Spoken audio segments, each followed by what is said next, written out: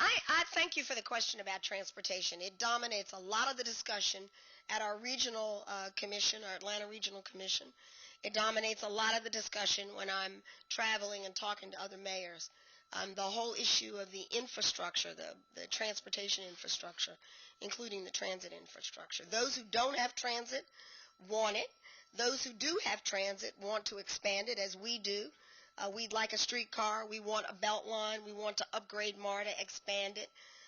And there's no question there's a relationship between transit and a clean environment and our ability to move people more efficiently and in a way that doesn't threaten clean air and really promotes clean air as opposed to pollution.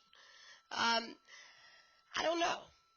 I don't know whether the economic stimulus package will have significant funding for transportation. I know as a mayor I've been lobbying along with and advocating along with other mayors that the economic stimulus package ought to include opportunities for communities to choose where they want to make the investment, and not just directed in particular categories or areas. What one community might need, another community may not. And we use a model following Mayor Riley from Charleston. We use a model which is called the Community Block Grant model, where cities are allocated funds or local governments are allocated funds and then allowed to have a selection process that serves their best needs at the time.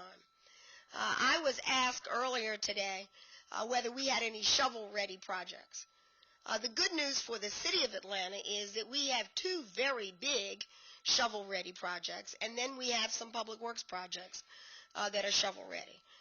And that means that they are ready to go, ready to be contracted, ready to start, ready to put people to work, or ready to keep people at work in the neighborhood of hundreds of millions of dollars.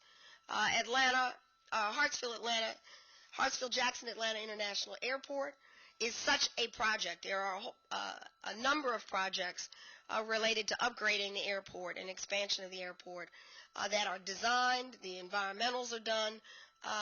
Some of the funding is in place. The contracting process could be started and the funds could go on and flow. The Clean Water Project is another, where we're in midstream, having completed our first consent decree on time and under budget. We still have the second to do, and that's worth well over $1 billion in addition to all the repairs we're doing on the drinking water. So both of those are ready to go and would be the kinds of projects that could hire hundreds of people, in some cases thousands. In addition to that, we have bridges that need repair. The city of Atlanta needs to repair and upgrade its infrastructure, separate and apart from water and sewer, and separate and apart from the airport, by $100 million a year, and we spend between $50 and $60 million a year.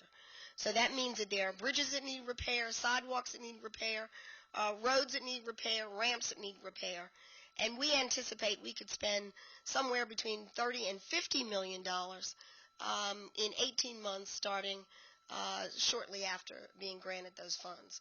So if there is an economic stimulus package with infrastructure, Atlanta, the city of Atlanta, is ready to go with those projects. Now, I believe that from descriptions I've heard from the general manager at MARTA that there are also projects at MARTA, and I would assume that there are projects related to other transit around the metro area.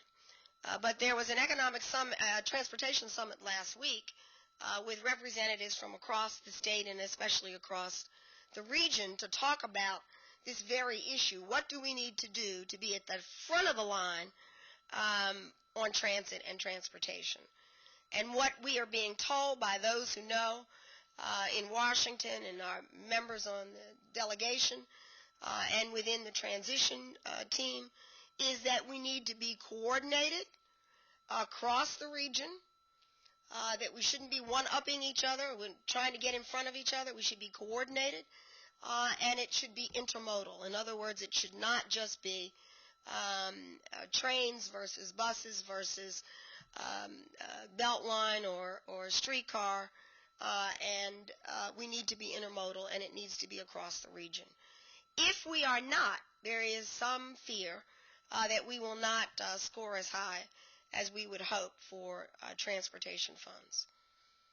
But the good news about that is we are told that there's a good chance that these grants will be 100% grants, not requiring a federal match. That's both good and bad. Excuse me? No, a local match, yes. Not requiring a local match. Thank you for the correction. That's both good and bad news.